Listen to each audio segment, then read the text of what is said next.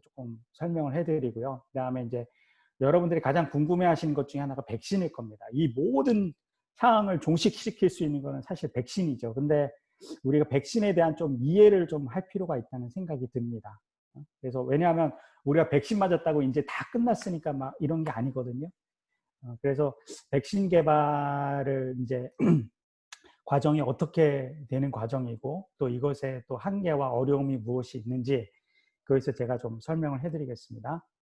그리고 이제 마지막으로 코로나 바이러스 시대에 필요한 생활 방역에 대해서 말씀을 드릴게요. 이거는 제가 그 우리나라 질병관리본부에서 이 생활 방역에 대한 지침을 아주 자세하게 해놨더라고요. 개인에 대한 방역, 그 다음에 공동체, 사회에 대한 방역, 여러 가지 방역에 대한 내용들이 많아요. 그 중에 여러분들이 다 아시는 내용인데, 그 중에서도 제가 조금, 이 부분은 우리가 조금 한번 더 생각해 보고, 또 좀 같이 토론해 볼 만한, 같이 염두에 둘 만한 어떤 방역 내용들을 제가 선택을 했습니다. 제 임의적으로. 그래서 그거에 대해서 여러분들한테 좀 소개해 드리도록 하겠습니다. 자, 먼저 이제 코로나 바이러스에 대해서 제가 좀 설명을 해 드릴게요. 왜 이게 안 넘어가지? 됐다. 시간이 걸리네요. 예, 코로나19 바이러스는 이제 이게 사람이나 동물에게 전파될 수 있는 일종의 감기 바이러스입니다. 그러니까 이것도 감기 바이러스예요. 플루와 같은 감기 바이러스라고 이해하시면 돼요. 근데 이것의 특징이 뭐냐면 그 사람과 동물 간에 서로 전파가 가능하다는 겁니다. 그러니까 무슨 말이냐면 여러분들이 만약에 이제 집에서 강아지를 한 마리를 키우시잖아요. 강아지 한 마리 키우면 그 강아지가 그 바이러스가 갖고 있습니다. 강아지가 살면서 걔도 이제 뭐 인펙션이 되니까 바이러스를 갖고 있는데 그 바이러스가 꼭 나한테 전염이 되는 거는 아니에요. 또 내가 사람이니까 내가 갖고 있는 바이러스가 있죠. 근데 그 바이러스가 꼭 내가 사람 키우고 있는 개한테 꼭 전염이 되는 건 아니에요. 모든 바이러스가 그런 건 아니에요.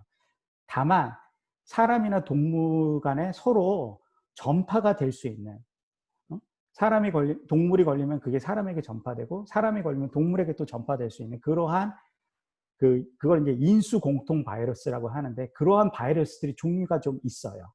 코로나19 바이러스가 바로 거기에 해당되는 바이러스입니다. 그러니까 사람과 동물에게 다 전파될 수 있는 바이러스라는 거죠. 그래서 지금 이제 예상하기로는 지금 추측하기로는 중국 우한의 수산시장에서 판매되는 야생 동물을 통해서 감염이 시작됐다는 거예요. 이거 원래는 박쥐에서 이제 이 바이러스가 있을 거라고 생각하는데 박쥐에 있는 코로나 바이러스랑 거의 유사하거든요. 근데 박쥐에서 바로 사람이 감염되는 게 아니라 그 중간에 어떤 뭔가가 있을 거라고 생각을 해요. 그래서 그 중간에 뭔가를 뭐 먹었거나 어떻게 했거나 해서 사람에게 감염이 된 거죠. 감염이 됐는데 근데 이게 사람 간 전파가 가능하다는 겁니다. 이게 무슨 말이냐면 그 시장에 가서 그걸 먹은 사람은 감염이 됐는데 그 시장에 가지 않은 사람, 전혀 가본 적이 없는 사람도 감염이 된 거예요. 그것은 뭐냐면은 서로 사람들 간에 전파가 돼서 이게 감염이 됐다는 겁니다. 그래서 저 네, 질문 있는데요. 네네네. 이게 실험실에서 만들었다는 의견도 있는데, 아, 이게 어떤 데는 실험실에서 만들었다 그러고, 어떤 네, 데는 이게 그렇지 않다 그러고, 네. 도대체 그거를 가름할 수 있는 저기가 뭔가요? 그러니까는 실험실에서 만들었다는 이제 얘기가 있는데, 그러니까 실험실에서 만들었다는 얘기는 인위적으로 어떤 그 독성 바이러스를 만들었다는 거거든요. 근데 그런 임의적인 독성 바이러스의 특징들의 어떤 유전자 정보를 다 갖고 있어요. 미국이 제일 많이 갖고 있죠. 그래서 기존의 독성이 알려진 유전자를 만약에 삽입했다면 그게 흔적이 남습니다.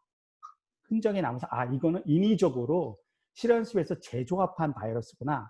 분석을 통하면 다 알 수 있어요. 근데 지금 바이러스는 그냥 내추럴하게 자연에 있는 그 박쥐의 바이러스하고 거의 8, 90% 유전자 정보가 거의 똑같습니다. 그렇기 때문에 제가 보기에는 조금 그 우한의 그 연구소에서 바이러스를 인위적으로 만들었다는 거는 조금 과학적 근거는 조금은 떨어지고요. 다만 이제 거기서 그 얘기는 있어요. 근데 그 뭐지 뭐 박쥐 갖고 실험을 하다가 그 사람이 물려가지고 뭐 감염됐다 그런 얘기도 있기는 있어요. 근데 그것도 지금 아직 과학적으로 증명하기 힘든 게 박쥐에서 바로 사람한테 감염되기가 조금 어렵거든요. 그래서 중간에 그 뭔가가 있을 거라고 예상을 하고 있어요. 그래서 현재 예, 그 제가 유전학을 조금 공부를 하니까요. 예, 이 바이러스 자체의 유전 정보를 해석을 해서 그 개통도를 그릴 수가 있습니다. 그래서 지금 그 되게 연구가 많이 이루어졌는데 그쪽에 그 현재 학계에서 받아들여지는 정설은 이동서 실장님 말씀하신 대로 그 인위적으로 유전자 조합에 의해서 뭔가 만들어졌다기보다는 박쥐의 바이러스에서 이렇게 분할해서 갈려 나왔다는 게 정설로 받아들여지고 있습니다. 그런데 그 중간에 매개체가 된다고 생각되는 것이 그 팡골린, 천산갑이라는 동물 맞아요. 바이러스의 유사성이 발견되고 그래서 예, 그러니까 솔직히 제가 가지고 있는 의견은 이게 사실은 이게 아까 이동섭 씨의 말씀 그대로 이게 뭐 사람한테 생물학적 무기로 쓰려고 인위적으로 만든 건 아니라고 생각이 돼서 그런 말을 퍼뜨리는 것 자체가 정치적 의도가 상당히 있다는 입장이거든요. 그러니까 예, 유전학을 공부하는 입장에서. 예, 그러니까 그렇게 생각하시는 게 가장 예. 객관적이라고 보시면 됩니다. 네. 어느 정도 질문에 답이 되셨나요? 네. 그러니까 이렇게 좀 궁금한 게 있으면은 제가 설명하는 중간에라도 그 뭐죠 이렇게 좀 질문을 하시면 제가 아는 범위 내에서 말씀을 드리겠습니다. 네. 그래서 이제 그 임상학적 특징을 이제 보면요, 뭐 여러분 이거 잘 많이 아실 겁니다. 이게 임상학적 특징은 발열이 몸에 열이 난다는 거예요. 몸에 열이 나는 이유는 뭐냐면은 이게 일종의 바이러스가 우리 몸에 감염이 되면 우리 몸이 반응을 하고 있다는 겁니다. 그러니까 이제 바이러스를 죽이는 우리 몸에 여러 가지 방어 기작이 많은데 그 중에 하나가 면역세포가 여러 가지 물질을 내면서 이 몸의 온도를 높입니다. 그러니까는 바이러스가 사실 이 온도에 약하거든요. 고온에서 약해요. 그렇기 때문에 여러 가지 사이토카인 같은 물질을 내서 이제 하다 보니까 우리가 면역 반응으로 발열이 생깁니다. 그리고 기침과 호흡 곤란이 생깁니다. 이 바이러스가 특히 이제 폐에 잘 모여요. 이런 렁 같은 폐에 잘 모이기 때문에 그것으로 인해서 기침이 나고 또 이제 심한 경우에는 이제 호흡 곤란이 이루어지고 또 흉부 엑스레이 같은 데서 보면 폐렴과 같은 소견이 나옵니다. 그래서 이런 임상학적 특징들이 이제 있고요. 그 다음에 좀 시간이 걸리나요? 그때 안 넘어가네요. 예. 그 다음에 이제 코로나19 이제 이 바이러스의 전파율 특징과 이제 치사율에 대해서 좀 말씀을 드리겠습니다. 코로나 바이러스가요, 종류가 많아요. 종류가 많은데, 이제 이게 이제 사스 바이러스입니다. 여러분 잘 아시죠? 사스. 2003년도에 홍콩하고 우리나라에서 일부 이제 전염이 됐는데, 이게 사스 바이러스인데, 이 사스 바이러스의 잠복 기간은 4일에서 6일입니다. 4일에서 6일 정도 되고요. 그 다음에 이제 여러분 잘 아는 MERS라고 하는 메르스 바이러스든 이게 잠복 기간이 4일에서 10일 정도 돼요. 그리고 우리가 지금 하고 있는 이 코로나 바이러스는 잠복 기간이 최대 14일입니다. 최대 14일. 그러니까 굉장히 오랜 시간 동안 얘가 우리 몸에 잠복해 있을 수 있다는 거예요. 근데 이 바이러스 특징 중에 하나가 뭐냐면은 그 전파율이 높아요. 그러니까 이게 트랜스미션 레이시라고 하는데 굉장히 적은 양으로도 전파가 잘 된다는 겁니다. 여러분 생각해 보십시오. 만약에 내가 코로나 바이러스가 심하게 걸렸으면 당연히 옆 사람한테 전파가 되겠죠. 근데 내가 잠복 기간 중인 거예요. 잠복 기간 중이고 나한테 증상이 없어요. 근데 이런 경우는 어떤 경우냐면 그 안에 코로나19 바이러스의 양이 비교적 적다는 거거든요. 그러니까 그 사람은 적은 양의 바이러스를 갖고 있는 거예요, 지금. 그런데 그럼에도 불구하고 이런 적은 양의 바이러스를 갖고 있는 사람도 다른 사람에게 전염시킬 수 있다는 거예요. 그러니까는 이 바이러스가 그런 특징이 있기 때문에 굉장히 전파율이 높습니다. 그래서 전파율이 왜 높은지에 대해서는 제가 뒤에 이제 조금 더 다시 자세하게 설명할 기회가 있을 거예요. 그때 가서 조금 더 설명을 해드리고요. 그 다음에 이제 치사율이 높습니다. 보통 전파율이 높으면은 치사율은 조금 낮을 수 있거든요. 근데 이 코로나 바이러스는 전파율도 높은 데다가 치사율도 높아요. 그래서 예를 들어서 지금 코로나 바이러스의 치사율이 5에서 6%인데 이거는 사실은 국가별로도 좀 다르고 또 이제 그 남녀, 인종, 그다음에 나이, 그다음에 이제 기저질환이 있느냐 없느냐에 따라서 사망률이 다 다르지만 에버리지가 그걸 다 통틀어 봤을 때 에버리지가 한 5%에서 6% 됩니다. 저기 그리고 혈액형은 진짜예요? 혈액형 A형이 제일 잘 걸린다는 거. 그거는 아직 논문이나 이런 걸 연구 결과에서 증명된 거는 없어요. 네, 아, 그래요? 제가 알기로는. 네. 네, 제가 A형이어가지고 저도 A형입니다. 기저질환이 있는 데다가 A형이어서. 네. 근데 그 기저질환에 대해서도 제가 나중에 조금 설명을 해드릴게요. 그래서 일단은 치사율이 높고, 예를 들어서 플루라는 거를 보면 플루가 우리 되게 그 미국에서 뭐 적게는 10,000에서 20,000명, 많으면 막 5, 6만 명씩 죽는데 1년에 플루의 치사율이 0.1%예요. 근데 코로나는 5%, 2%예요. 거의 50배 높습니다. 그러니까는 굉장히 무서운 병이죠. 치사율이 높은 겁니다. 이 정도면. 네. 그래서 다음을 보면 이 코로나 바이러스가 그러면은 어떤 생물학적인 특징이 있습니다. 이 코로나 바이러스의 생물학적 특징을 우리가 이해하다 보면은 이게 왜 어떤 어떤 질환인가에 대해서 우리가 조금 더 이해하기가 쉽습니다. 이게 뭐냐면 조금 여러분들한테 어려운 부분일 수 있는데요. 단일 가닥의 RNA 바이러스라는 겁니다. 그러니까 이제 예를 들어서 이제 우리가 보통은 우리 유전학에 보면은 우리 몸을 구성하고 있는 그 유전 물질이 DNA라는 게 있거든요. 이 DNA가 RNA를 만들고 이 RNA가 이제 그 단백질을 만드는 게 우리 몸의 대사 과정이거든요. 이걸 우리가 센트럴 도그마라고 해서 기본적인 어떤 원리인데, 이 코로나 바이러스는 RNA 바이러스예요. RNA 바이러스라는 건 뭐냐면 스스로 자기를 증식을 못해요. 복제를 못해요. 자기랑 똑같은 놈을 못 만들어요. 스스로. 얘는 우리 몸에 들어올 때만이 이제 그 자기가 갖고 있는 유전 물질을 이용해서 자기랑 똑같은 놈을 만들 수 있는 거예요. 근데 얘가 밖에서는 스스로는 만들 수가 없어요. 그래서 이 RNA 바이러스라는 건 뭐냐면, 특히 이 RNA는 단일 가닥이라는 건데, 제가 이렇게 빨간 글씨를 썼는데 단일 가닥이라는 거는 뭐냐면은 이게 구조가 단순하다는 거예요. 이게 구성하는 이 구조가 단순하다는 거예요. 그러다 보니까 얘가 어떤 특징이냐면 자신의 생존을 위해서 수시로 변하기가 쉽다는 거예요.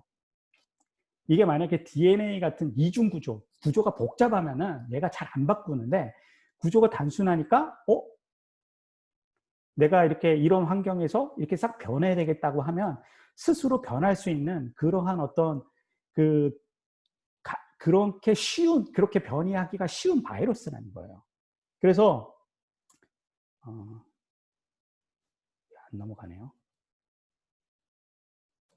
네. 그러니까 이제 비슷한 예로 플루 바이러스도 RNA 바이러스입니다. 그러니까 여러분 이제 예를 들어서 우리가 이제 플루 바이러스를 보면은 매년 맞잖아요. 우리가 백신이라고 할 때 매년 맞는 게 있고 한두 번만 맞아도 되는 것들이 있어요. 그러니까 플루 바이러스 우리가 매년 맞잖아요. 근데 예를 들어서 대상포진, 우리 교회에서 작년에 봤던 대상포진이라는 그것도 바이러스가 이제 주된 원인인데, 그거는 딱 2번만 맞아도 되거든요.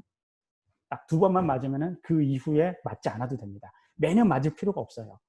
그거는 왜 그러냐면 바실라 조스터라는 그거는 DNA 바이러스예요. DNA 바이러스는 구조가 조금 복잡해요, 이거보다.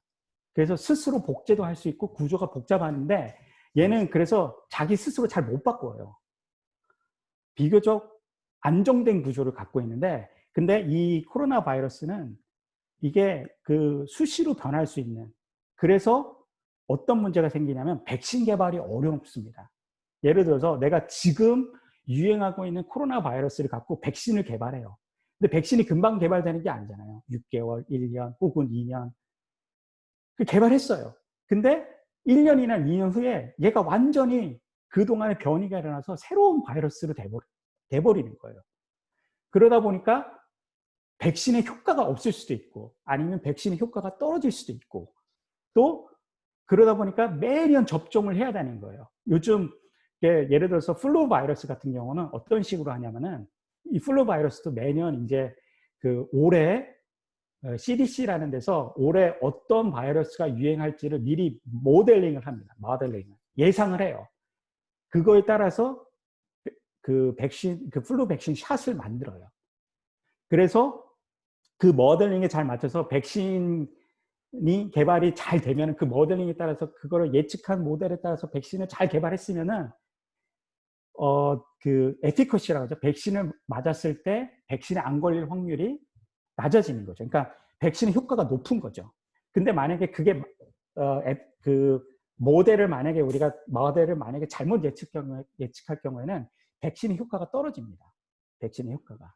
그래서 이제 매년 그 CDC 같은 데서 백신을 이제 얼마나 그 이밸류에이션을 해요. 이 백신이 얼마나 효과가 있었는지 이밸류에이션을 하는데 우리가 그걸 에피커시라고 하는데 예를 들어서 에피커시가 50%다. 그러면은 10사람이 백신을 맞았는데 그 중에서 5명은 플루에 안 걸리고 5명은 플루에 걸렸다는 얘기거든요.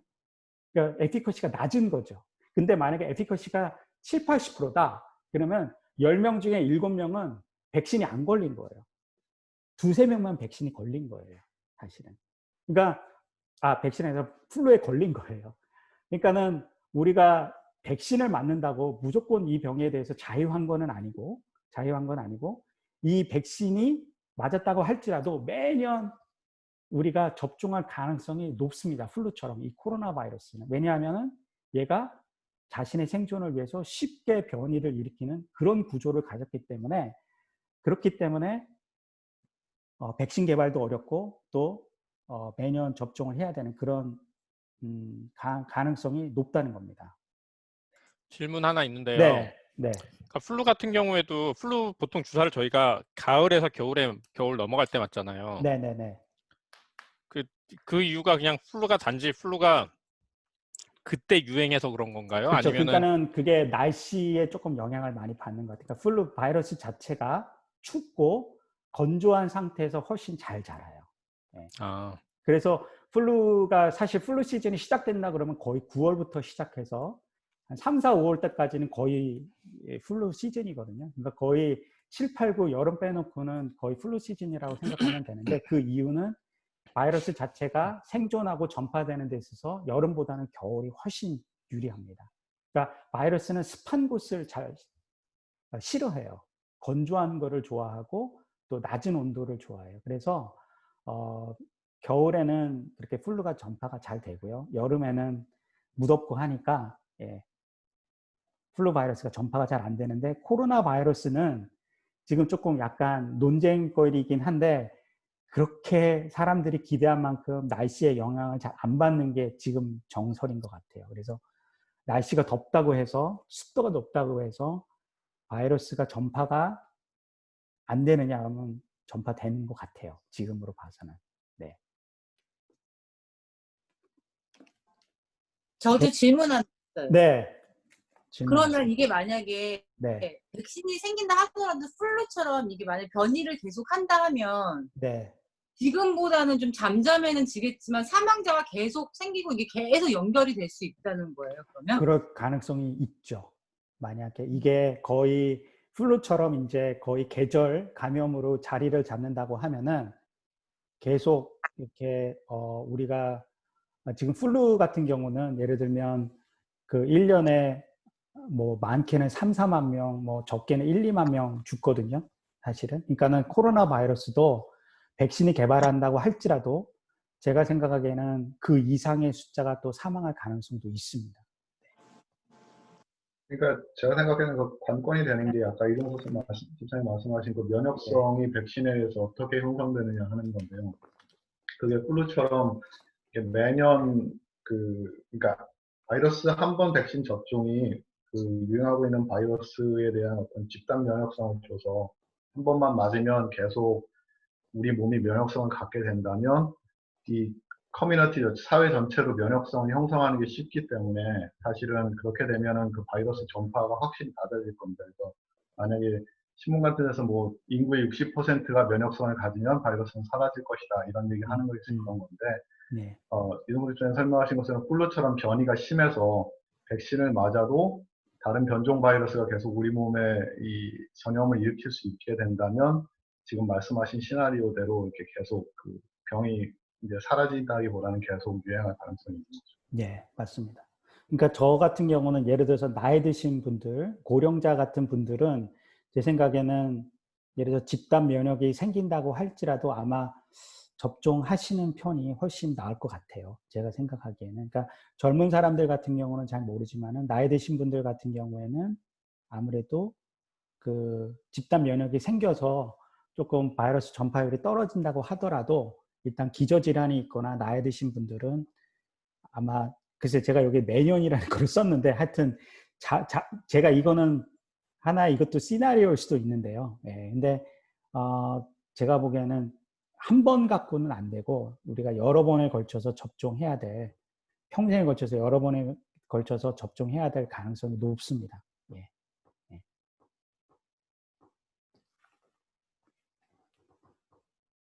네. 그 다음으로 넘어가겠습니다. 예, 바이러스의 전파 경로에 대해서 제가 말씀을 드릴게요. 이거는 여러분들이 아마 많이 아실 텐데 그래도 제가 또 한번 리마인드하는 차원에서 말씀을 드릴게요. 뭐 침 방울 대해서는 여러분들이 제가 설명을 하지 않아도 다 아실 겁니다. 그 언론에서 이제 비말 감염이라고 하는데 여러분들 우리가 하고 있는 뭐 침이라든지 혹은 뭐 콧물이라든지 기침할 때 나오는 뭐 그런 분비물이라든지 이런 거를 통해서 이제 우리가 감염이 될 수 있고요. 이제 직접 접촉이라는 거는 뭐냐면은 이 바이러스는요, 우리 피부로는 감염이 안 됩니다. 그게 무슨 말이냐면 우리 피부 자체가 사실은 이게 1차 방어 기관이에요. 그래서 바이러스가 이 피부를 뚫지는 못해요. 이 피부의 그 타이트한 그 세포들을 뚫지는 못하고, 그리고 이 피부 안에는 우리 땀샘이 있거든요. 이 땀이라는 거는 상당히 액시틱한 물질입니다. 산성도가 좀 높아요. 근데 이 바이러스들이 액시틱한 상황에서는 바이러스들이 잘 못 살거든요. 그래서 이제 피부로 접촉은 안 되는데, 근데 이제 문제는 뭐냐면은 내가 내 손에 바이러스가 있는데 그것이 이제 예를 들어서 내가 뭐 이렇게 입에 이렇게 침을 바른다거나 뭐 아니면 음식물을 입으로 먹는다거나 그랬을 때 이 내 어떤 그 손에 묻어있던 혹은 다른 데 묻어있던 이런 것들이 내 입 안으로 들어갔을 때 이제 그때 이제 바이러스가 감염이 되는 겁니다. 그래서 이 직접 접촉이라는 거는 내가 어떤 바이러스가 있는 물질을 만졌을 때, 예를 들어서 얼마 전에 그 쿠팡에 그 뭐 거기서 한번 바이러스가 돈 적이 있더라고요. 뭐 거기 유통센터에서. 그때 거기에 그 신발이라든지 옷에서 코로나 바이러스가 검출이 됐거든요. 그래서 질병관리본부센터에 의하면은 거기서 이제 그 옷이나 손에 그렇게 옷이나 신발에 묻었던 코로나 바이러스가 이제 손에 묻고 그 손으로 이제 내가 작업하다가 뭐 그 손이 입 안으로 들어갔을 때 이제 그런 식으로 해서 감염이 될 수 있습니다. 그래서 그런 점에서 이제 이 직접 접촉 부분이 그런 식으로 이제 전파가 되고요. 그 다음에 에어로졸은 이거는 사실 조금 약간 논쟁이 있었어요. 바이러스 초기에는 이게 공기 감염이 잘 안 될 거라고 이제 했었는데, 근데 이제 요즘 에어로졸도 이제 전파가 되는 걸로 이제 거의 좀 받아들여지고 있는 것 같아요. 이제 에어로졸이라는 게 뭐냐면은, 우리가 만약에 우리 공기 중에 보이지 않는 아주 한 1마이크로미터 되는 미세먼지들이 많습니다, 사실은. 근데 우리가 재채기를 한다거나 기침을 한다거나 아니면 노래를 부른다거나 뭐 이랬을 때 밖으로 나가는 분비물들이 그 미세먼지에 딱 붙는 거예요. 그리고 그 미세먼지들이 이제 공기의 흐름을 따라서 이렇게 흘러다니다가 내가 그 미세먼지를 흡입했을 때 그게 이제 감염이 되는 거예요. 제가 아까 말씀드렸죠. 적은 양으로도 전파될 수 있는 그런 특징이 있다고. 그래서 아주 적은 양의 어떤 그 작은 양이라도 이게 바이러스가 흡입이 되면은 그게 전파가 될 수 있다는 거예요. 그런 가능성이 있기 때문에 그래서 얼마 전에 신천지 같은 경우도 이런 에어로졸 때문에 막 열심히 찬양하고 막 이러다 보니까 그것 때문에 에어로졸로 인한 감염이 일어나는 게 아니냐라고 이제 그 추측하는 것도 있고요. 그래서 뭐 노래방이라든지 뭐 아니면은 같이 뭐 교회 같은 성가대라든지 뭐 이런 거 같은 경우에서 감염이 된다고 했을 때 이 에어로졸 감염도 아주 가능성이 전혀 없는 것은 아닙니다. 예, 그런 게 있고요.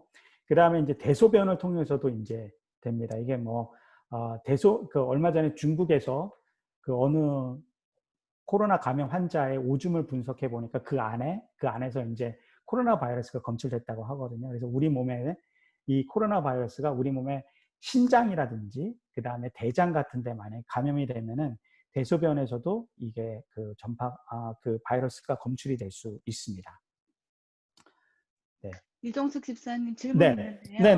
네네네. 예를 들면 에어로졸이 이제 뭐 공기 중으로 미세먼지에 네. 붙어서 우리가 호흡할 때 들어오잖아요. 네네네. 그러면 6feet의 의미가 크게 없는 것 같아요. 그죠? 6feet 거리 둔다 해서 네. 그 공기가 6feet 이상은 안 간다는 보장이 없잖아요. 그러니까 이제 그 공간이라는 문제가 어떤 공간이야 또 여러 가지 변수가 있는데 예를 들어서 만약에 네. 히터라든지 그런 네. 어떤 난방기구를 텄을 때는 이런 에어로졸 감염성이 훨씬 더 높아질 수 있다고 그러더라고요. 좀 거리가 네. 떨어져 있어도. 예. 네. 그런 얘기를 하는 감염내과 의사 선생님의 인터뷰를 저도 들은 적은 있어요. 네. 여기 저희가 알기로는요, 예. 이 6비트를 정한 이유가, 그러니까 6비트 안에서는 95%가 떨어지는 것 같아요. 그 바닥으로. 아, 그래요? 네, 그래서 아마 6피트라는, 그러니까 이게 실내 공간은 아니겠죠. 실내 공간 같은 경우에서도 그 에어컨을 틀면 계속 네. 공기가 더 많이 움직이니까 네. 6피트 가지고는 안 될 거고요. 그냥 일반 상황에서 저 에어컨을 안 킨 상태에서 이거를 저희 실험을 해봤을 때 예. 그 95% 바이러스의 95% 정도는 6피트 안에서 그냥 이렇게 바닥으로 이렇게 떨어진다거나. 근데 그렇죠. 특히 말할 때 침 같은 네. 경우는 나가는데 아무래도 거리가 있겠죠. 예. 특히 미국 같은 경우는 에어컨디셔너를 계속 네. 틀잖아요. 네네네네. 그런데다가 마트라든지 뭐 어디를 실내에 다 가서 6피트를 유지한다 해도 네. 예를 들어서 누가 뭐 기침을 크게 했을 때는 네. 그 6피트가 크게 상관이 없지 않나. 그러니까 그런 생각이 드네요. 지금 들어보니까. 그 시뮬레이션 한 거를 보니까 마트 같은 데서 네. 굉장히 그 재채기나 기침을 심하게 했을 경우에는 그 네. 옆칸 있잖아요. 네. 옆칸으로도 이렇게 스프레드 되는 게 그 네. 시뮬레이션 상에서는 보이긴 하더라고요. 근데 그 예를 들어서 그 뒤에 가면 이제 제가 잠깐 설명을 해주는데 그래서 좀 환기가 필요한 건 사실이에요. 에어컨 네. 얘기는 이제 제가 좀 나중에 생활 방역할 때 얘기를 하겠지만 네. 그래서 이제 환기를 자주 시켜주라고 이제 전문가들은 권합니다. 사실 에어컨을 네. 틀기보다 네. 환기를 자주 시켜주고 불가피하게 에어컨을 키더라도 하루에 2-3번 정도는 환기를 하라고 이제 전문가들은 권하고 있습니다. 네. 그리고 여기 저번 주에 제가 질문을 했을 때 이제 이번 주에 답하신다고 그랬는데 네. 직접 접촉했을 때 네. 이거에 대해서 질문이요. 예를 들면 우리가 마트 갈 때 장갑을 끼느냐 안 끼느냐. 네. 근데 지금 설명 들어보니까 그게 뭐 피부로서 바로 1차 그 예방이 되니까 예. 내가 뭐 피부에 상처가 있거나 아니면 내 얼굴에 입이나 뭐 이렇게 됐거나 하지 않으면 네. 내가 사실 물건들을 만져도 그렇게 감염이 안 된다는 뜻이잖아요. 좀 전에 설명하신 거는. 그러면 그렇죠. 굳이 장갑을 안 껴도 되나요? 근데 만약에 이제 얼굴에 내가 안 될 거면? 그렇죠. 근데 그런 거보다는 이제 만약에 장갑을 끼는 경우에는 그러니까 이제 네. 뭐냐면은 혹시라도 그 물건에 내가 짚는 네. 물건에 혹시라도 바이러스가 묻어 있다면은 네. 내가 그거를 찝었을 때 네. 왜냐하면 여러 사람들이 그거 만졌다 놨다 하잖아요. 네네. 그러니까 그거를 내가 만약에 만졌는데 거기에 만약에 바이러스가 있다고 하면은 그 손으로는 감염이 안 되지만 그 손이 이제 내 입으로 간다거나 그럴 경우에는 조금 네. 이게 무의식적으로 우리가 그런 반응을 일으킬 수 있잖아요. 이렇게 네네. 내가 뭐 눈을 뭐 비빈다거나 아니면 입에 뭐 이렇게 뭐 한다거나 특별하게 주의를 기울이지 않으면은 그런 네. 가능성이 때문에 아마 그런 것 때문에 장갑을 끼는 것 같아요. 예, 제 네. 생각에는. 근데 이제 만약에 장갑을 안 끼시더라도 나오자마자 핸드 세니타이저 같은 경우를 이렇게 소독을 네. 해주시면 문제는 없습니다. 제가 보기에. 네, 아, 네, 알겠습니다. 감사합니다. 네, 아, 그리고 질문 하나요. 있으면 네, 지금 보면 다 핸드 세니타이저 같고 네. 손에만 이렇게 바르잖아요. 있으면서. 근데 바르지 않고 그걸로 테이블도 닦으시고 어떤 분은 그걸로 다 이렇게 마트 그런 것도 닦고 그런데 그게 효과가 있나요? 이렇게? 99% 이렇게처럼? 그 그때 저는 그러니까 만약에 70% 알코올로 내가 만약에 하겠다고 하시면은 요즘 구하기가 쉽지 않은데 원래 팔아요. 70% 에탄올을. 그 스프레이도 그 리퀴드로 되어 있는 것도 팔거든요. 그러니까는 음. 그 세니타이저로 이렇게 뭐 해서 바닥 닦기보다는 그렇게 알코올로 이렇게 된 와이스처럼 이렇게 나오는 것들이 있거든요. 그 그런 제가 걸로 전에 닦으시는 게 이거 낫고. 미용 공부하면서 네, 스킨에 하는 세니타이저로 이 네, 서페이스 이런 데는 100% 네. 디스인펙턴이 안 된다고 배웠거든요. 배울 때는. 그럴 수 있어요. 거기에 글리세롤도 뭐 있고 그렇기 때문에 100%안 된다기보다도 조금 떨어질 수 있죠. 그냥 70% 알코올보다는 조금은 소독의 효과가 떨어질 수는 있다는 생각은 드네요. 예. 아, 근데 그 핸드 세니타이저로 애니웨이 이렇게 뭐 이런 거 닦고 이러는 거는 효과가 없는 건 아니네요. 그래도 어느 정도는 효과가 있는 뭐 거죠. 조금 알코올이 있으니까 아예 없다고 말씀드릴 수는 없지만은 그래도 그렇게 아주 흔한 방법은 아닌 것 같은데요. 제 생각엔 그냥 그 막 핸드 없으시니까 핸드 세니타이저 갖고 막 핸드폰 액정도 닦으시고 막 이렇게 그렇게 닦으시는 분 되게 많으시더라고요. 근데 그게 과연 음, 될까 싶은 생각이 드는데 본인들은 안 된다고 하니까 조심을 더 아, 그게 됐다고 생각을 하시니까 소독이 됐다고 생각을 하시니까 예, 저렇게 하는 게 맞나? 저도 조금 모르겠어가지고. 음, 음. 저는 근데 아예 없다라고 말씀드리긴 좀 그렇고요. 왜냐하면은 뭐 알코올이 있기 때문에. 근데 이제 그렇다고 아주 엑설런트하게 그게 와이프스와 같은 역할을 한다고 말씀드리긴 조금 어려울 것 같네요. 그거는. 네. 아, 네. 네. 그러니까는 와이프스나 그냥 70% 알코올 이런 걸로 닦으시는 게 더 낫고 그거는 손에 바르는 거니까 손에 하시는 게 더 나을 것 같아요. 그거는. 네. 네. 네. 그러면은 넘어갈까요? 예, 이제 코로나19 이제 치료제가 나와야 되잖아요. 이제 코로나19를 해결하는 방법이 첫 번째가 치료제고 두 번째가 백신인데 치료제 이제 개발 현황에 대해서 제가 좀 설명을 해드릴게요. 이게 여러분들 뭐 렘데스비어라는 약도 이제 언론에서 많이 화제가 되고 있고, 그 다음에 이제 여러분 중화항체라는 말도 많이 들어보셨을 거예요. 근데 이게 뭐지라는 좀 궁금해하시는 분들도 있을 텐데 제가 아주 쉽게 이게 조금 그림만 보면 여러분들이 어려울 수 있는데 제가 아주 비교적 간단하고 쉽게 제가 설명을 좀 해드릴게요. 그러면은 여러분들이 앞으로 이 약을 드신다거나 혹은 이 약에 대한 어떤 정보를 알고 싶을 때 좀 도움이 될 거라고 생각이 됩니다. 이게 이제 코로나 바이러스예요. 코로나 바이러스 이제 이렇게 있는데 이제 이 코로나 바이러스에 이렇게 빨갛게 오돌돌한 부분 요 보이시죠? 예. 요거를 이제 우리가 스파이크라고 하는데 이게 이제 표면입니다. 표면. 이 표면. 이제 surface라고 하는데 이제 우리가 이제 이거를 전문용어로는 스파이크 단백질이라고 해요. 스파이크 단백질이라고 하는데 제가 그냥 쉽게 껍질 생각하시면 돼요. 껍질. 아, 이게 껍질이구나. 껍질이 이렇게 생겼구나. 이렇게 생각하시면 돼요. 근데 이거를 지금 우리가 사과의 중간을 딱 자르듯이 한번 제가 잘라본다고 한번 생각을 해보죠. 이거를 사과나 배를 자르듯이 중간 한번 제가 잘라볼게요. 이렇게 잘라보면은 이런 구조로 나옵니다. 이런 구조로 나오면 이게 이제 빨갛게 핑크색으로 보는 게 제가 말씀드린 스파이크 껍질이란 부분이고요.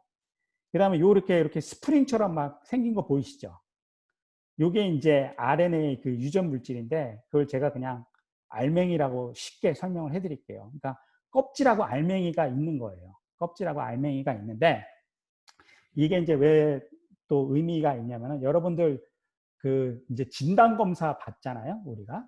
이제 요즘 한국에서 아주 히트 쳤다는 진단 키트 검사.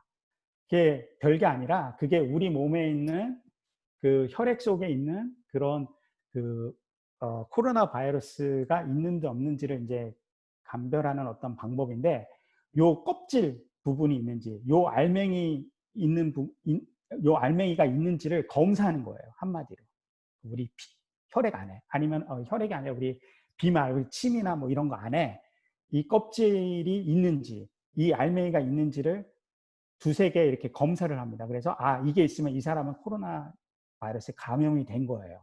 감염이 된 건데 근데 이게 이제 우리 몸에 어떻게 들어오냐면은 이게 너무 그림이 어려워 보이는데 제가 다 보지 마시고 제가 설명하는 것만 잘 보시면 쉬워요. 예. 요게 이제 우리 몸의 세포입니다. 이렇게 우리 몸의 세포인데 이 코로나 바이러스가 우리 몸에 이렇게 들어와요. 들어오는데 이게 이제 ACE 요게 이제 이렇게 들어오고 있죠. 우리 몸에 들어오는데 이게 이제 ACE라는 수용체를 통해서 이제 들어오는 걸로 이렇게 알려져 있거든요. 근데 재미있는 건 뭐냐면은 얘가 이 코로나19 바이러스가 이거를 제가 잠입이라고 할게요. 우리 세포 이 코로나 바이러스가 우리 몸에 들어오는 걸 잠입이라고 할게요. 이 잠입을 엄청 잘합니다. 얘네들이. 다른 사스나 그 메르스 바이러스에 비해서 이 코로나 바이러스가 굉장히 잠입을 잘해요. 이 AC 리터 우리 세포에 딱 잘 붙어가지고 잘 들어와요. 예를 들어서 메르스 같은 경우는 내가 기침을 해도 옆 사람이 감염 안 돼요. 그 메르스 환자가 감염된 경우는 병원에서 감염됐어요. 메르스 환자가 막 기침도 많이 하고 산소 호흡기도 많이 하고 그런 위중한 상태에서 전파가 가능해요. 그때 그렇게 아주 상당히 중증 환자일 경우 메르스 환자가 다른 사람에게 전파할 수 있거든요. 그거는 뭐냐면 이 메르스 자체가 우리 몸에 들어와도 잠입을 잘 못해서 그래요. 셀 안에 잘 못 들어오는 거예요. 근데 이 코로나 바이러스는 얘는 잠입을 잘해요. 이 수용체에 잘 달라붙어가지고 적은 양이라도 딱 달라붙어서 우리 몸에 들어오는 거예요. 이 바이러스의 특징이 이렇습니다. 그래서 전파율이 높은 거예요. 그래서 얘가 이렇게 잠입을 해서 뭔 짓을 하냐면은 얘가 이 알맹이라고 하는 그 유전 물질을 통해서 이 과정을 통해서 복제를 해요. 복제라는 게 뭐냐면 자기랑 똑같은 놈을 만드는 거예요. 자기랑 똑같은 놈을 막 계속해서 만듭니다. 계속해서. 만들어서 결국은 어떻게 하냐면은 이렇게 나와요. 자기랑 똑같은 놈을 만들어서 내보내요. 이거를 제가 배출이라고 할게요. 그러니까는 얘가 자기랑 똑같은 놈을 만든 다음에 배출을 해요. 그러면 얘가 이 배출된 놈이 어떻게 하겠어요? 그 옆에 네이버후드에 있는 그 옆에 있는 세포에 또 감염이 돼서 잠입하고 복제하고 또 배출하고 또 배출된 놈이 또 옆에 가서 또 이렇게 반복을 하는 거예요. 그러다 보니까 이제 우리 몸의 세포에 전반적으로 이렇게 다 전파가 되는 겁니다. 그래서 이제 이 과정을 멈춰야만 이제 약효 효과가 있겠죠. 그래서 렘데스피어라는 약의 특징은 뭐냐면은 이 과정을 막는 거예요. 그러니까 잠입하고 복제하는 과정 속에서 이 복제 과정을 막는 거예요. 그러면 얘가 더 이상 자기를 못 만드니까 배출도 안 되겠죠. 그래서 이제 그렇게 해서 이제 이 바이러스의 전파를 막는 겁니다. 그래서 렘데스피어라는 약의 특징이 이렇게 우리 몸에 들어와서 복제되는 그 어떤 과정을 블락해서 이제 그 치료 효과를 나타내고요. 여러분들이 이제 중화항체라는 거를 요즘 들어보셨을 거예요. 들어보셨나요? 중화항체? 뭐 요즘 한국 TV에서도 많이 나오죠. 중화항체라는 건 뭐냐면 렘데스피어는 그냥 제약회사에서 만든 약이고 중화항체라는 거는 뭐냐면은 우리 몸에서 이 바이러스에 대항하기 위해서 만드는 단백질이에요. 그러니까 면역세포들이 만드는 단백질이라고 생각하면 돼요. 그래서 얘가 어떻게 하냐면은 이 중화항체가 만들어져서 어떻게 하냐면 이 껍질 부분에 붙습니다. 이 세포 밖에서. 그러면은 결국 어떻게 되냐? 잠입을 막아주는 거예요. 그러니까 중화항체라는 물질은 이 껍질 부분에 요 빨간 우돌돌한 부분에 요 단백질이 붙어서 아예 우리 세포 안에, 우리 몸 안에 들어오지 못하게끔 만드는 거예요. 그래서 지금 코로나19에 감염됐다가 나은 사람들 보면 중화항체가 만들어졌는지 검사를 하거든요. 아, 이 사람은 중화항체가 만들어졌다는 말은 뭐냐면은 그 사람은 이제 이 잠입 과정, 코로나 바이러스가 우리 몸에 들어오는 잠입 과정을 막을 수 있는 그런 면역력이 생겼다는 거예요. 그래서 이 중화항체를 지금 제약회사에서 인위적으로 지금 정말 이 중화항체도 종류가 많은데 어느 중화항체가 이게 정말 이 껍질 부분을 잘 막는지, 이 잠입 부분을 잘 막는지, 그리고 그래서 이거를 치료제로 지금 개발하도록 지금 하고 있어요. 그래서 이 잠입 과정을 만드는 것도 굉장히 이제 중요한 그 어떤 개발 그 메커니즘 중에 하나고요. 근데 이제 참고적으로 이제 중화항체입니다. 이게 중화항체고. 그다음에 이 배출 과정을 막는 것도 있어요. 이거는 이제 코로나 바이러스하고는 좀 관련이 없지만 이제 HIV 바이러스 같은 경우는 이제 이 잠입도 막고 복제도 막고 이 배출도 막는 그러한 약들이 또 있어요. 그래서 이렇게 잠입과 복제와 배출의 과정들을 한꺼번에 다 칵테일로 만들면 훨씬 효과적이겠죠. 그러니까 예를 들어서 이 복제만 잘 막으면은 이제 이게 컴플릿하게 막으면 상관이 없는데 복제를 조금뿐이 못 막아요. 그러면 약효 효과가 떨어지겠죠. 근데 잠입도 막고 복제 단계에서도 막고 배출 단계에서도 막고 이렇게 트리플 칵테일로 약효 효과를 준다면 훨씬 더 효과가 있을 거라고 지금 기대를 하고 있습니다. 그래서 지금 여러모로 지금 제약회사에서 개발을 하고 있습니다. 예, 개발하고 있고요. 어렵지 않으시죠? 제가 쉽게 설명한 건데. 예. 그 다음에 이제 코로나 백신에 대해서 제가 말씀을 드릴게요. 이제 코로나 백신이 이제 도대체 어떻게, 언제 나오나 이제 궁금해 하신 분들이 많겠는데요. 이제 이게 코로나 백신은 이제 여러 백신을 만드는 방법들이 있는데 제가 아주 간단한 방법, 한 가지만 좀 소개를 해 드릴게요. 그러니까 이게 이제 아까 말했던 껍질 부분이죠.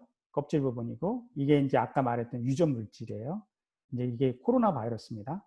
근데 이제 이 코로나 바이러스가 있고, 그 다음에 또 하나 이렇게 이 안전이 검증된 바이러스가 있어요. 이거는 뭐냐면 우리 몸에 유해하지 않다고 이미 검증이 된 바이러스예요. 이 바이러스도 당연히 껍질이 있고, 당연히 단백질이 있죠. 그래서 이걸 어떻게 하냐. 이 코로나 백신 바이러스는 이 코로나 바이러스 백신에다가 껍질은 그대로 놔두고요. 이 알맹이를 바꾸는 거예요. 그러니까는 이 안전이 검증된 바이러스의 유전 물질을 요 안에다 넣어주는 겁니다. 이렇게. 그래서 치환된 알맹이죠. 그런 식으로 하면은 이 껍질은 왜 중요하냐면 껍질은 우리 면역 세포들이 얘가 그 코로나 바이러스라는 거를 인식하는 데 있어서 기억을 해야 되거든요. 우리 몸이 기억을 해야 돼요.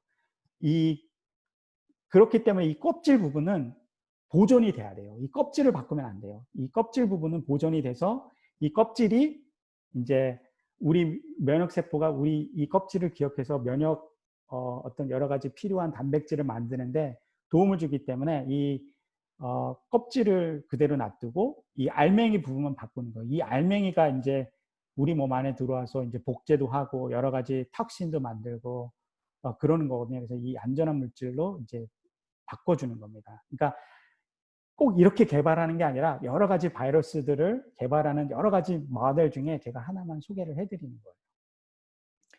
그래서 임상시험 단계를 보면 임상 1상은 이제 소수의 건강한 사람들, 한 20-30명 되는 소수의 사람들, 건강한 남녀를 상대로 이제 안정성 검사를 하고요.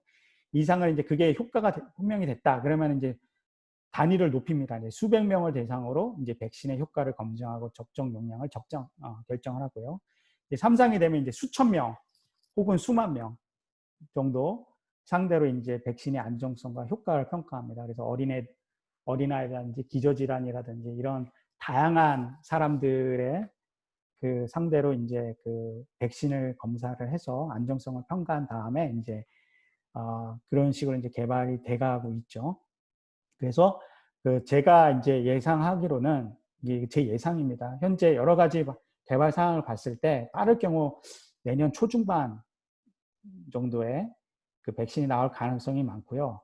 제가 이 부분은 조금 이제 염려되는 부분이기도 한데 백신의 안정성이나 효율성이 미약하더라도 저는 좀 나올 가능성이 있지 않을까 생각이 들어요. 그래서 왜냐하면 지금 예를 들어 아까 말했지만은 에피커시라는 게 이게 우리가 백신의 어떤 효과라는 게 조금 떨어진다 하더라도 예를 들어서 떨어진다 하더라도 어쨌든 아까 김지훈 지사님이 말씀하신 것처럼 집단 면역을 생각하면 그게 20, 30%라도 그게 인구수로 따지면 엄청나거든요.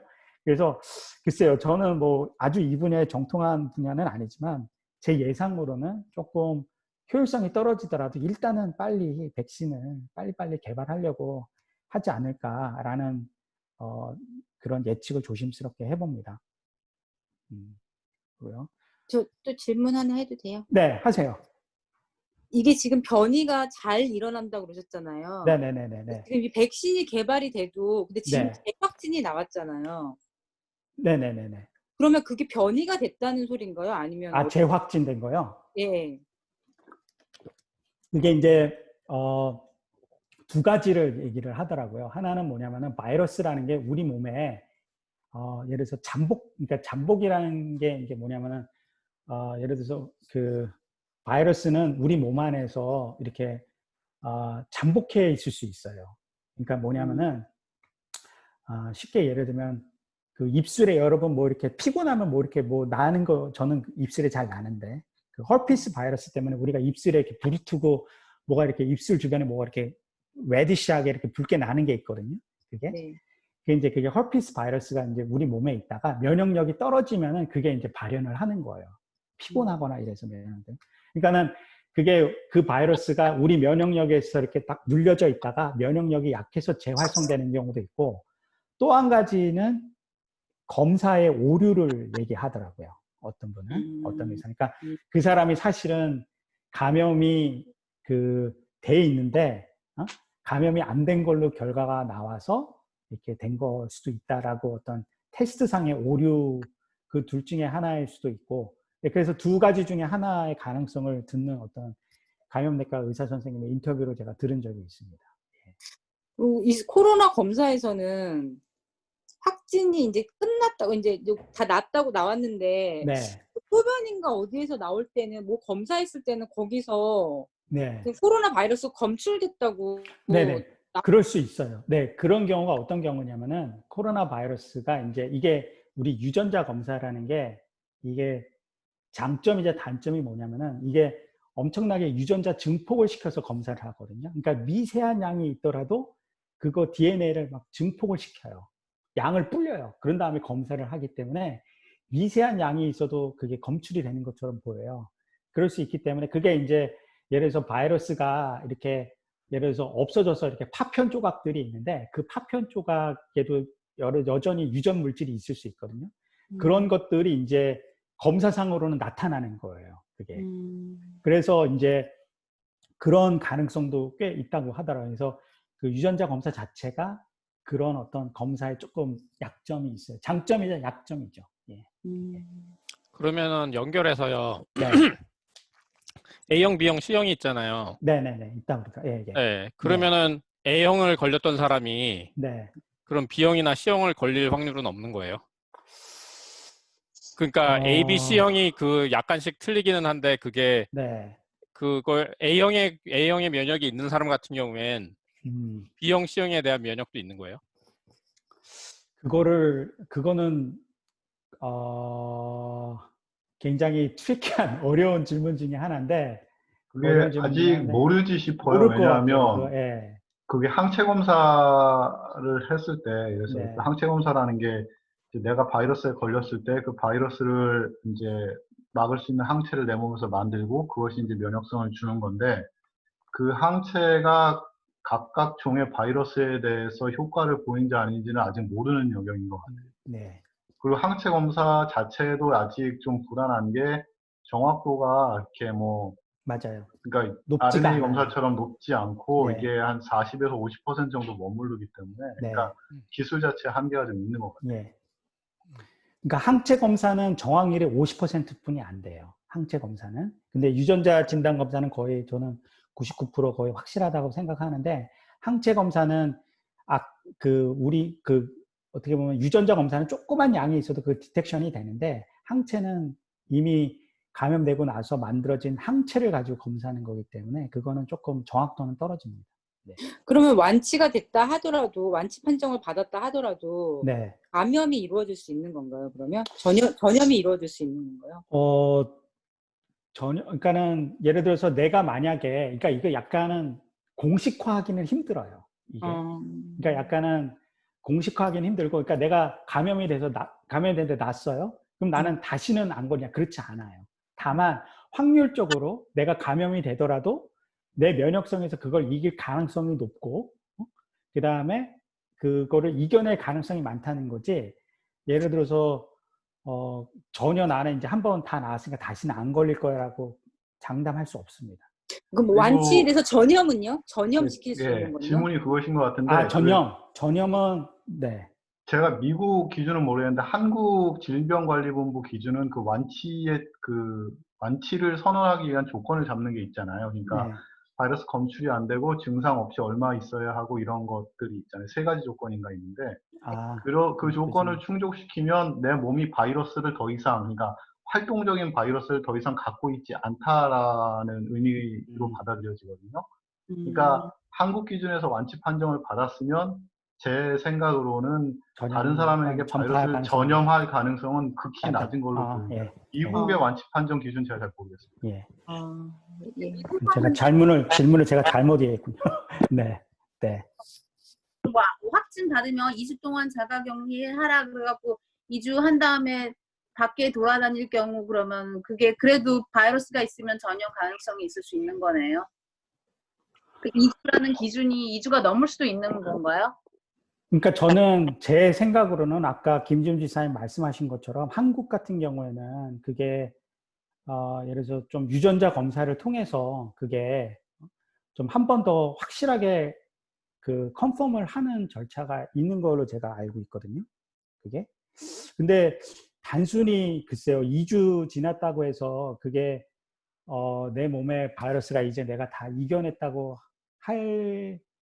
하려고 주장을 하려면은 저는 그거에 따른 검사를 해야 그거를 알 수 있다고 생각합니다. 예. 이게 되게 저기한 게, 그러니까 어느 분이 이제 코로나에 걸리셔가지고 그 과정을 다 유튜브에 올리셨더라고요. 네. 근데 미국에 가니까 병원에서 받아주질 않아서 타이레놀이랑 뭐 항생제 같은 약을 먹고서 한 2주 정도 지나서 근데 열이 떨어진 그 이후부터 2주일을 자가격리하고 나서는 그냥 다니셨다고 그러더라고요, 있으면서. 네. 그러니까 그거를 받을 수는 없는 거잖아요. 어디 가서 받을 수가 없는 거잖아요. 저희 지금 평범한 사람들은 그냥 일상적으로. 그게 그 2주가 네. 증상이 없을 경우에 증상이 나타날 때까지 잠복기가 처음에 2주였고, 네. 그러니까 그 잠복기가 2주였기 때문에 그걸 기준으로 삼아서 무증상일 경우에 2주가 지나면 이제 뭐 안전할 것이다라는 게 이제 그런 받아들여지는 원칙 중에 하나였고, 그 다음에 증상이 나타났을 경우에도 그 증상이 사라졌다. 증상이 사라졌다는 것은 몸이 면역성을 이제 디벨롭했다는 뜻이거든요. 네. 그러니까 그러고 나서 2주가 지났으니까 그 과정 중에 내 몸에 그 활동적인 바이러스의 양이 이제 충분히 낮아졌다 내지는 사라졌다라고 판단하기 때문에 2주라고 얘기를 하는 거거든요. 근데 그거니까 그게 사실 경험적인 수치인 거고요.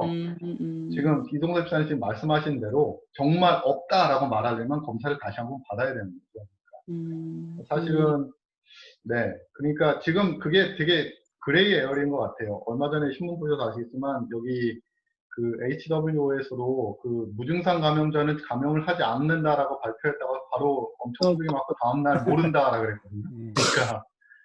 그러니까 그게 사실은 어떤 게 정답이라고 말하는 건 조금 어려운 것 같아요. 근데 모르겠습니다. 근데 제가 그냥 신문에서 신문이나 뉴스에서 본 바로는 무증상일 경우에 2주 격리를 하게 되면은 사실 다른 이에게 감염시킬 가능성은 되게 낮은 것 같아요. 그러니까 무증상일 경우에 검사를 받아서 양성이 나오고 그로부터 2주 격리를 하면 그 이후에 다른 사람한테 감염시킬 가능성은 거의 없는 것처럼 보이더라고요. 그런 경우가 없더라고요. 그러니까 보건정보가.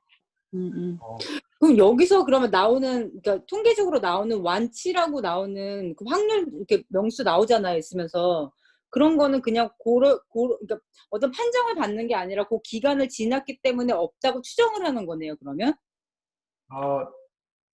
이종익 아시나요? 제가 알기로는 어. 잔스 홉킨스에서 완치, 그러니까 저는 이게 소스가 여러 가지인데 저는 홉킨스 있으니까 네. 그거밖에 모르는데 잔스 홉킨스에서 완치는 하스피탈라이즈 된 환자들이 완치되는 경우를 통계로 올리고 네. 다른 건 네. 잘 모르겠습니다. 그 병원에 한국도 갔던 그런 것 사람들의 같아요. 완치. 네. 한국도 그런 것 같아요. 한국도 음. 완치자라고 하는 거는 이제 병원에 입원했거나 아니면은 그 어떤 격리소 이런 데 있잖아요. 예, 예. 이상이 약해서 어떤 뭐 그런 격리됐던 사람들이 이제 그 격리에서 해제될 때 그 사람들이 그냥 무조건 2주, 3주 지났다고 그게 나올 수 있는 게 아니라 그 검사를 합니다. 그 사람이 진짜 이 사람이 이제 사회에 나와도 되는지에 대한 유전자 검사를 해서 그것이 이제 음성으로 네거티브로 나오면은 그때 이제 그게 나올 수 있는 거고 그게 아마 이제 카운트 되는 것 같아요. 이제 좀 이해가 가는 게, 왜냐면 통계로 이렇게 나올 때 보면 확진자 나오고 네. 완치 판정, 그다음에 이제 뭐 사망자 이렇게 나오잖아요. 네네네네. 근데 거기 보면 완치는 되게 작은데 확진자 수는 되게 많잖아요. 그렇죠. 그럼 이 사람들은 계속 진행 중이라는 소린가, 이것 때문에 좀 헷갈렸었거든요. 근데 이제 그게 뭔지 미국 시스템이 가지는 한계인데요. 한국은 감염자 수가 작아서 네. 그 격리를 시키고 그 격리한 사람들을 다 팔로우업이 됐었어요. 네. 그래서 한국은 완치자 수랑 전체 감염자 수가 플러스 마이너스가 맞아 들어갔거든요. 네, 네. 근데 미국은 그게 안 돼요, 지금. 네, 그러니까 그러니까 그게 되게 맞아요. 네. 궁금했었어요, 그게. 네. 하여튼 백신은 하여튼 조금 시간이 하여튼 저는 그냥 제 개인적인 생각이에요. 저는 요즘 바이오테크놀로지가 많이 발달을 했어요. 예전에 우리가 뭐 공부할 때보다도 점점 테크놀로지가 많이 발달을 했기 때문에 저는 예전만큼 막 10년, 15년 뭐 이렇게 백신 개발에 걸릴 것이다. 예전엔 진짜 오래 걸렸는데 그 정도까지는 저는 아니라고 보고요. 근데 이제 저는 조금 시간을 두고 언제 나올지는 모르지만 어쨌든 백신은 충분히 개발할 수 있지 않을까라는 개인적인 생각은 갖고 있어요. 개인적인 생각 갖고 있고 그리고 보통 이제 돈이 적게는 수백억, 많게는 수천억 정도 드는 프로젝트이거든요. 그래서 아마 전 세계가 이렇게 백신 개발에 매달린 적이 아마 전무후무할 겁니다. 네, 그래서 지금 너도 나도 하여튼 백신에 한번 발을 담근 사람들은 다 하려고 덤벼들고 있거든요. 그래서 제 생각에는 빠른 시간 내에 백신이 나올 수도 있지 않을까 생각은 해봅니다. 근데 올해는 조금 어렵지 않을까. 올해는 조금 어렵고 내년 좀 가봐야 알 수 있지 않을까. 저는 개인적으로는 그렇게 생각을 하고 있어요. 뭐 운 좋으면 올해 나올 수도 있겠죠. 올해 나올 수도 있는데, 근데 글쎄요. 하여튼 왜 백신이 사실은 백신 자체 효율도 중요한데 그 백신이 가지는 부작용을 없애는 것 그렇죠. 때문에 이게 오래 걸리죠. 네, 오래 걸리죠. 네. 그래서 가장 중요한 게 이제 대량 임상 실험인데요. 그래서 올해 이제 뭐 어디죠? 지금 3만 명 들어간다 그러는 회사가 하나 있었는데 그런 게 되게 중요한데요. 그러니까 3만 명 대상으로 했을 때 이게 그 백신이 효과적으로 병을 프리벤션하고 그 다음에 다른 중요한 부작용을 나타내지 않는다라는 확신이 서야 되는 거예요. 근데 지금 이게 사실은 이게 조금 어려운 상황에 있는 게 지금 백신을 디벨롭하는 컨트리들, 그러니까 국가들이 뭐 중국이나 한국이나 아니면 유럽이나 미국처럼 이제 코로나가 한번 휩쓸고 지나간 나라들이거든요. 그래서 이 백신을 대량 임상시험에 들어갔을 때 그 가장 중요한 게 이게 얼마나 막느냐를 판단을 해야 되는데 지금 많은 국가들이 이게 다운힐이에요. 감염 치수가. 그러니까 이게 얼마나 그 커뮤니티에 효과적으로 이게 백신이 워킹을 하는지를 검증하는 게 사실은 좀 불안한 추세예요. 그러니까 막 퍼지는 상황이면 어떤 뭐 한 마을의 사람들한테 백신 딱 맞았는데 그 사람들만 백신을 맞았기 때문에 다른 데서 막 퍼진데 이 사람들이 안 걸렸다. 그러면 이게 효과적이야. 이게 말이 되잖아요.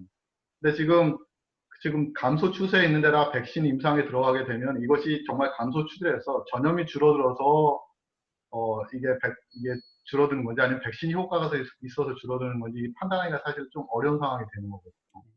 그러니까 그런 것 때문에 백신 개발이 오래 걸리는데 이제 그걸 어떻게 극복하느냐가 지금 관건이 되는 거죠. 그러니까 근데 지금 아까 이동섭 선생님 말씀하신 대로 지금 제약 사상 유례 없이 진짜 그러니까 속된 말로 몰빵하는 분위기거든요. 모든 나라들이.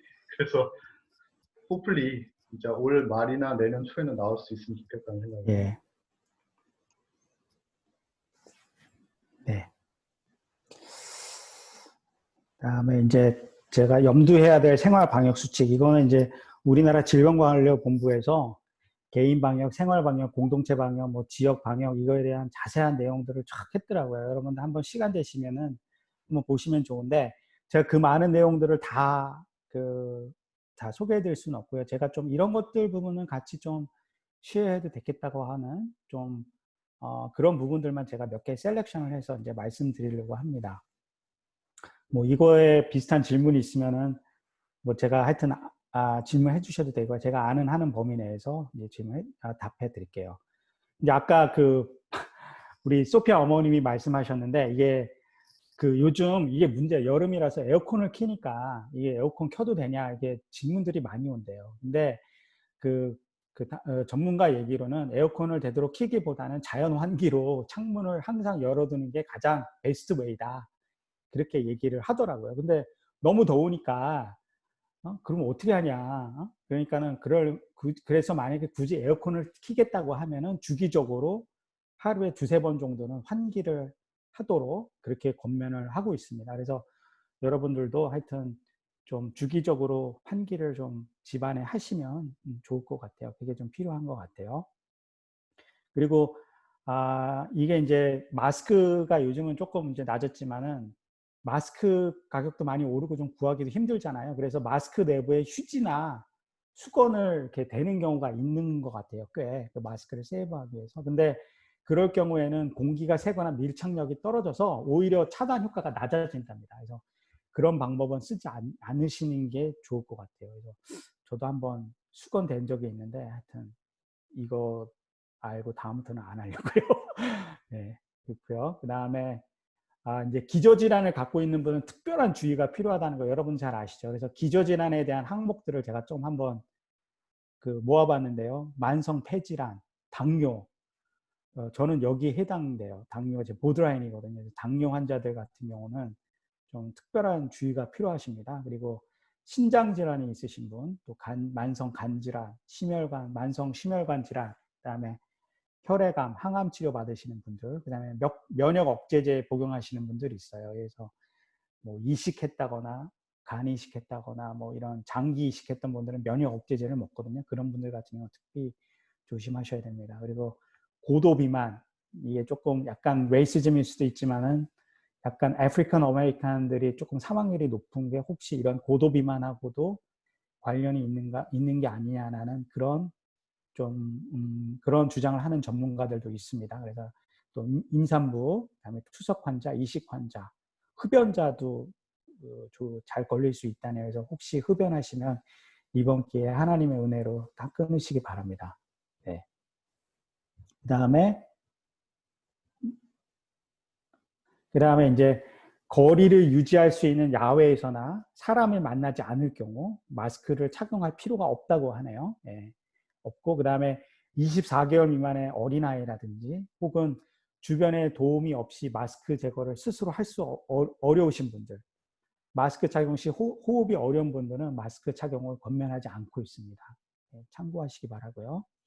그다음에 소독제를 공기 중에 분사하는 분들이 좀 있나 봐요. 네, 이게 스프레이 이렇게 해서. 근데 소독제를 공기 중에 분사하는 방법은 사람에게 흡입될 가능성이 있기 때문에 그거는 아주 위험하다고 합니다. 그래서 그냥 소독제는 그냥 뭐 닦는데 이렇게 쓰시고 스프레이처럼 뿌리거나 그러시면 안 되실 것 같아요. 그 다음에 소독 시에는 손이 자주 닿는 곳, 뭐 전화기, 리모컨, 손잡이, 문고리, 탁자, 팔걸이, 스위치, 키보드, 마우스, 복사기 이런 것들은 일주일에 한 번 정도는 소독을 꼭 해야 된다고 이렇게 권면을 하고 있습니다.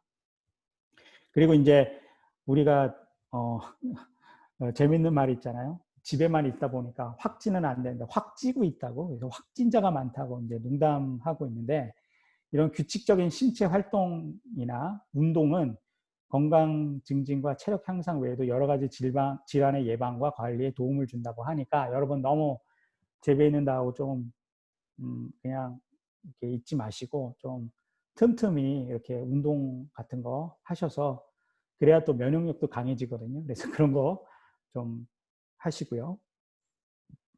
그 다음에 이제 적정 시기에 예방 접종을 맞고 정기 검진을 하는 등 주기적인 건강 관리를 하면 질병을 예방할 수 있습니다라고 되어 있는데, 이게 제가 이걸 하는 이유는, 하여튼 여러분들이 그 최근에 그 란셋이라는 유명한 아주 저널인데, 거기 나온 그 퍼블리시된 페이퍼를 보면은, 코로나 바이러스를 걸릴 경우 다른 인펙션이 걸릴 확률이 25%가 더 높아진답니다. 그래서 여러분들 이제 예방 접종 있잖아요. 예를 들어서 뭐 이번 겨울에 플루라든지 아니면은 뭐 싱글스라든지 또 유모니아라든지 이런 여러분들 나이에 또 우리가 하면서 맞아야 될 예방 접종들이 있습니다. 근데 지금은 그런 예방 접종들을 조금 지금은 주의를 기울이셔서 맞으셔야 될 때예요. 그래서 여러분들 그런 점에서 이번 올 겨울이나 하여튼 필요한 예방 접종은 꼭 하시기 바랍니다. 그것이 다른 코로나 바이러스 예방에 큰 도움이 되고요. 그 다음에 이제 이거는 믿을 만한 정보에 집중하세요. 잘못된 정보는 스트레스를 가중시키고 올바른 판단을 방해합니다라고 되어 있는데, 이거는 사실 우리 미국의 트럼프 대통령을 염두하시면 됩니다. 이게 지금 사실 인터넷에 카톡이나 유튜브나 이런 데 굉장히 엄청난 정보들이 막 코로나 바이러스 관련된 막 돌아다니고 있어요. 그래서 근데 그런 정보 중에는 맞는 정보도 있지만 잘못된 정보도 있거든요. 그리고 괜히 그런 것 때문에 너무 몰입하다 보면 스트레스 받을 수도 있고, 또 얼마 전에 진짜 트럼프 대통령이 뭐 소독제를 뭐 주사할 효과 있지 않을까라는 그런 얘기를 듣고 진짜 뭐 한 사람도 있고, 또 이제 하이드로스클로로킨을 잘못 알아서 클로로킨을 먹고 또 죽은 사람도 있고, 그래서 굉장히 어떻게 보면은 좀 약간은 우리를 혼란스럽게 하는 비과학적인 정보들이 많이 돌아다니고 있는데, 그런 정보에 너무 심취하지 마시고요. 그런 정보들이 있다 보면 그래도 그걸 알만한 분들이나 이런 분들한테 뭐 담당 닥터라든지 뭐 이런 분들한테 충분히 의견을 듣고 하시는 게 현명한 방법인 것 같습니다. 예. 이상입니다. 제가 준비한 거는 시간이 너무 오래 지냈네요. 예. 혹시 뭐 그밖에 하고 싶은 얘기나 질문 사항이 있으면은. 네. 물놀이나 수영장 같은 거에서 감염 확률은 되게 적다고 하는데 진짜 수영장에서 진짜 괜찮은 걸까요? 아까 뭐 수영장 가면은 사람들 입으로 물 마시기도 있고 이런데 어떻게 생각하나요? 예. 좋은 질문인데요. 저도 그래서 아직 공식적으로 이렇게 논문이 나온 거는 없어요. 뭐 결과된 리포트나 논문이 나온 거는 없는데, 제 개인적으로는 글쎄요, 그 수영 정도는 좀 바이러스 감염이 수영장에서는 수영장 밖은 모르겠지만 수영장 안에서는 조금 적지 않을까 생각합니다. 예. 그게 그럼 그러면은 뭐 강가나 물놀이 이런 바닷가에서 물 안에서의 감염도 적은 건가요? 저는 물 안에서의 감염은 조금 물 밖보다는 좀 확률이 낮을 거라고 생각합니다. 그러니까는 수영장을 가시더라도 뭐 바닷가를 가시더라도 그 안에서, 밖에서는 당연히 소셜 디스턴싱 하셔야 되고 주의하셔야 되는데, 그 안에서는 저는 조금 감염이 쉽지 않을 거라는, 감염률은 되게 낮지 않을까 생각은 드네요. 놀러 갑시다. 네. 물 안에만 있는 게 불가능하지 않나요? 그러니까 물 안에서는 그나마 조금 가까이 있어도 되는데 물 밖에서는 조금. 네. 연대니까 네. 애들이 만약에 연거 보면은 가자고 할 텐데 저는 솔직히 가기는 싫은데 네. 모르겠어요. 네. 그 한 가지 이제 그 질문을 드리면 이제 네. 그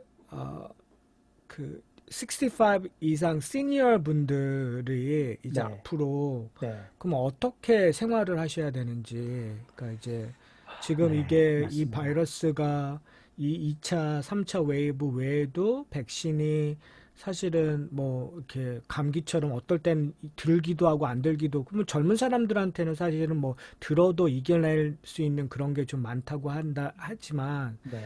그 시니어 분들은 되게 좀 많이 좀 위험성에 노출이 되는 거잖아요. 그렇죠. 그러면은 삶의 질이라든지 네. 그런 부분을 어떻게 해야 되는 건지.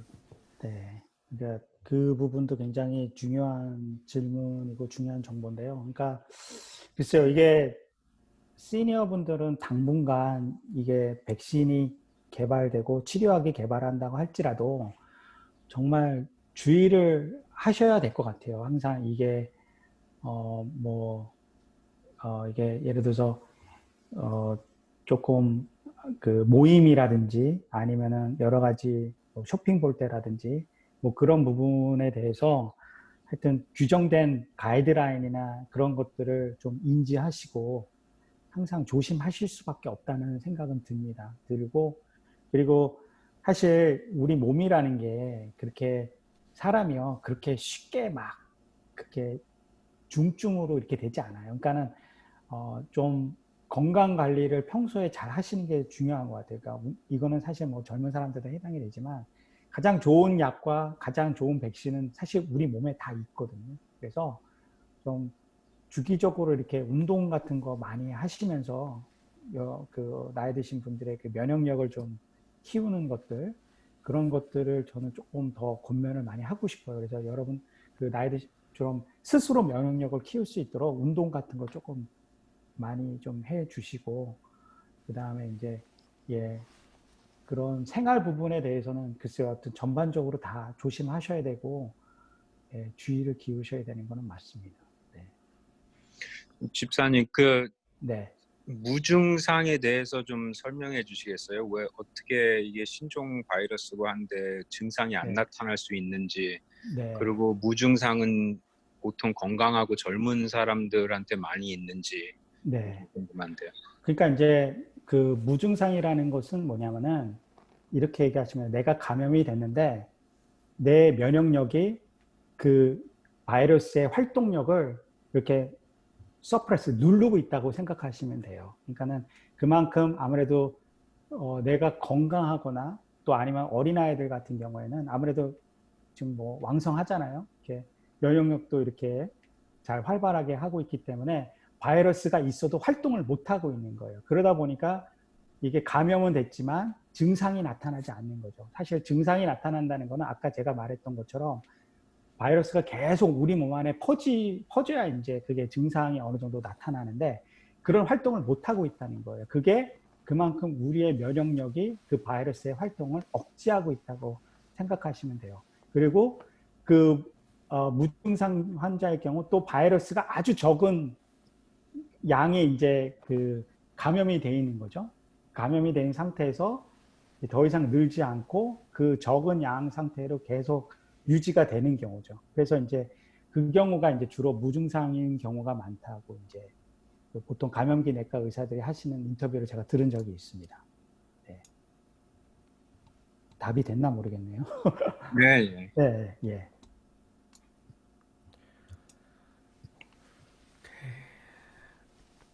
질문 없으시나요? 없으시면은 일단 너무 감사합니다. 아, 예. 수고 많이 감사합니다. 하셨습니다. 네, 감사합니다. 감사합니다. 네. 도움이 많이 됐습니다.